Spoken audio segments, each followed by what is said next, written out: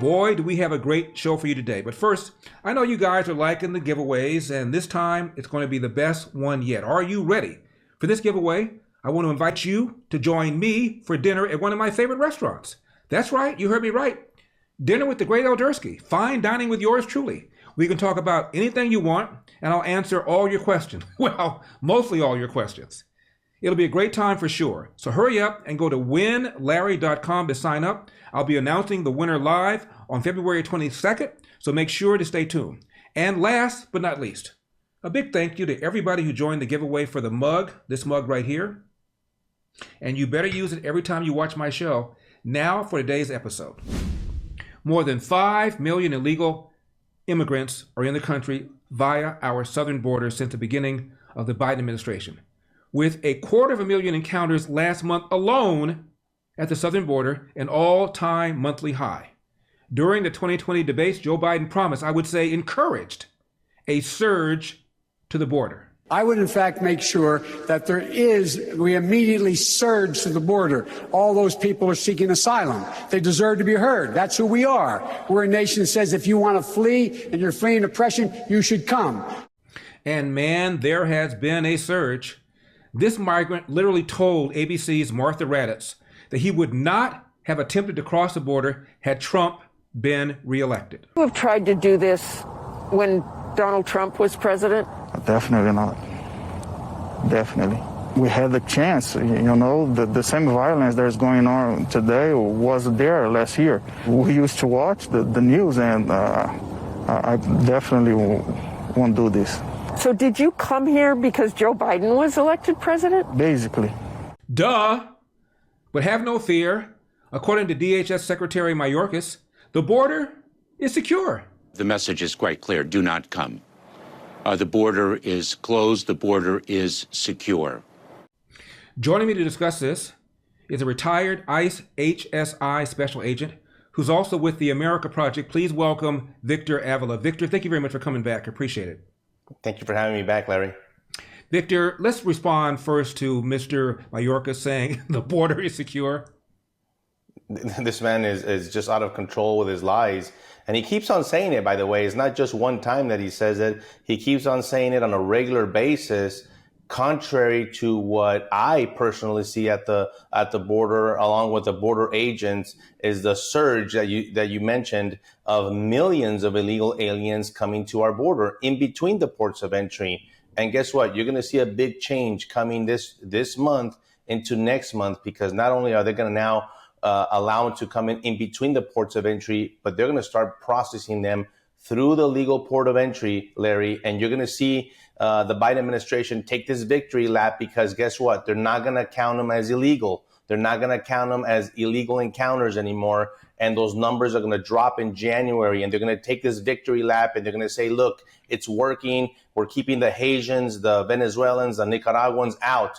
But what they're really doing is they're bringing them in through that new CBP-1 app and the new CBP-1 program, which is completely illegal, to allow these individuals to come in through a legal port of entry, still illegal in my eyes and a lot of other people, right, still illegal through a port of entry into this country, which is just completely insane. Now, Victor, explain this to me. I understand that one of the reasons the Biden administration is allowing people into the interior is that when their asylum claims are denied, and 90% of them would be, they won't be deported because they're inside the interior. If they were in custody, most of them would in fact be deported. That's why they're not arresting these people. That's why they're putting them in the interior, so that when and if their asylum claims are denied, the likelihood of them being rounded up and deported is almost zero. That's absolutely true. And if in fact, if they do show up to the asylum hearing, there's a lot of factors. One, they call them domesticated illegal aliens, as that's the term that was used. I mean, when I worked there, that's what we use. And so now that asylum hearing officer and even eventually an immigration judge has to take all these factors into consideration. First of all, they've been here 2, 3, 4, 5 years. Right. They might have had children. All these factors that are not the same as when they came here illegally. And so it puts a strain on the system for the judge to say, well, now it makes it harder to say, well, I'm just going to deport all of you back to the country of origin. And so that's what this administration is very well aware of. They're manipulating and interpreting the asylum criteria very wrongly in my eyes. The asylum criteria is very clear. You have to be persecuted by your government for certain reasons. And we know that most of these people are not. We know they come from poor communities. We know that they come from crime-ridden countries. Well, guess what? I tell them that we have the same problem here. There's crime-ridden communities in our own country as well. And that's one of the big factors that I fight, and I fight with the America Project, because a lot of them come here and continue to commit very serious crimes in our neighborhoods. What's the primary reversal of the Trump policy that the Biden administration did? Right, remain in Mexico, which is the Migrant Protection Protocol. That right there alone changed night and day. If you would go and put that policy right back, you would stop the flow of these illegal aliens coming and have them, not necessarily, it's called remain in Mexico, but really it's remain in your own country to seek asylum, because we know, first of all, they probably won't do it. And if they would, they're going to find out that they don't qualify, and they would never make that journey to through Mexico into the U.S. and also avoid themselves, by the way, a lot of these immigrants being victims themselves of rape, death, extortion, robbery, you name it. Victor, is it true that nobody comes up through the southern border without going through the cartels? Not one person. You will pay your dues to the cartel.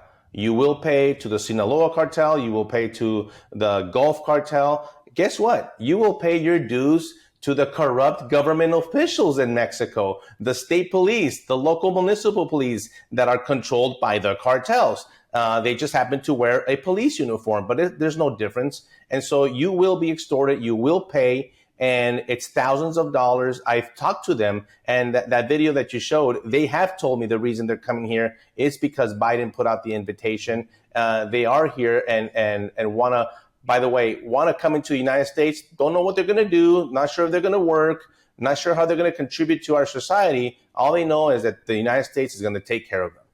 Is the Mexican government fighting the cartels, or is the Mexican government in bed with the cartels?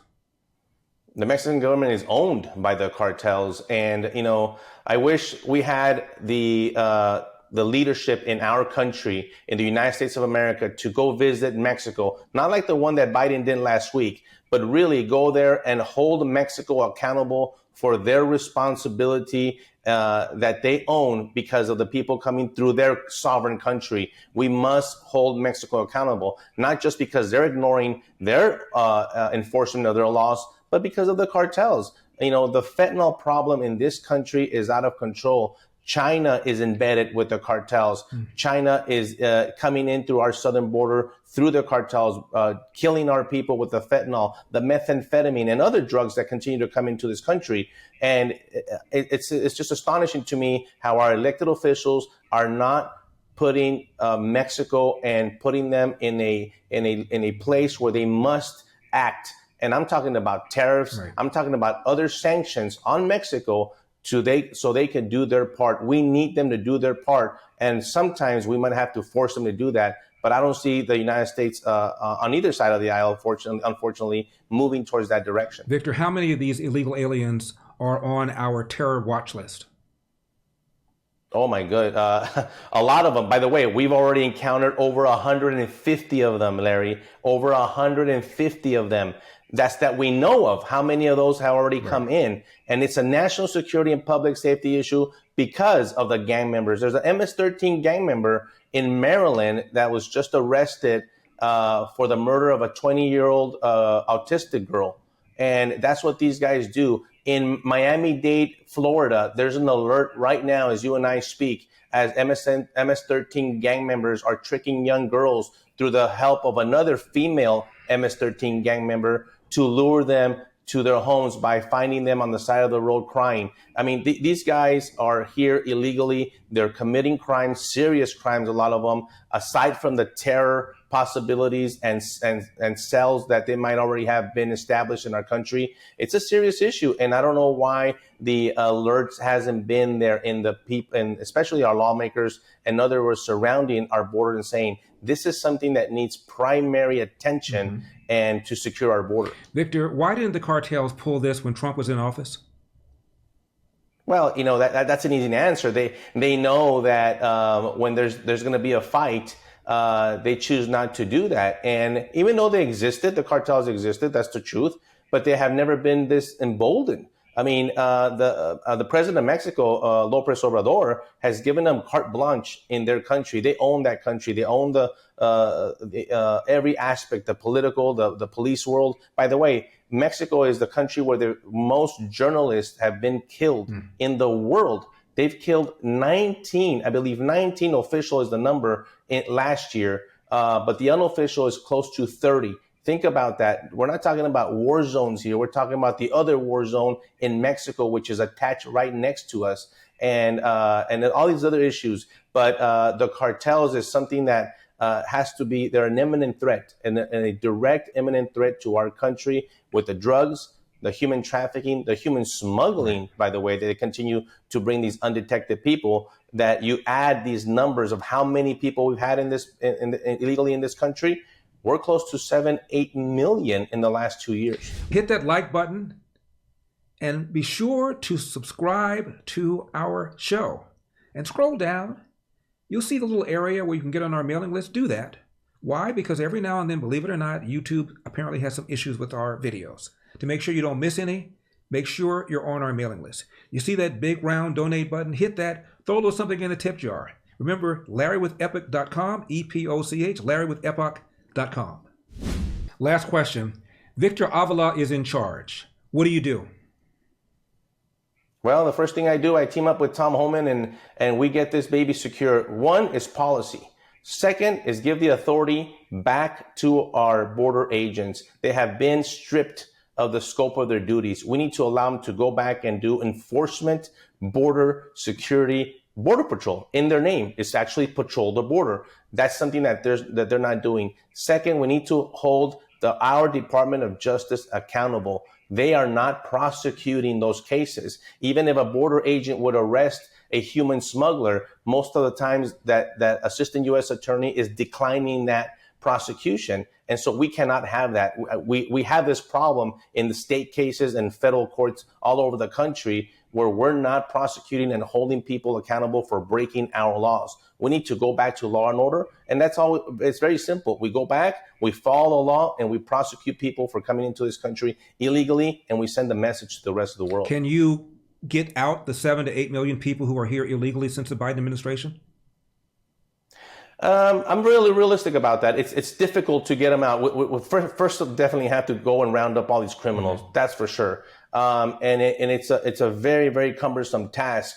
But it's something that can be done, and it's something that people need to understand that and that's the problem that we have, Larry, is that the message that we continue to send is come here. We're going to build a facility for you. We're going to bus you. We're going to do all this stuff for you. We need to start sending messages like, we're going to deport you. We're going to put you in prison. You're not going to get any benefits from the United States. That's how we start sending the message and reducing the flow and securing that border and taking control first. Victor Avila, again, thank you very much for coming on. We appreciate it. Thank you, Larry. I'm Larry Elder. This has been the Larry Elder Show for Epoch Times. Remember, we've got a country to save. I'll see you next time.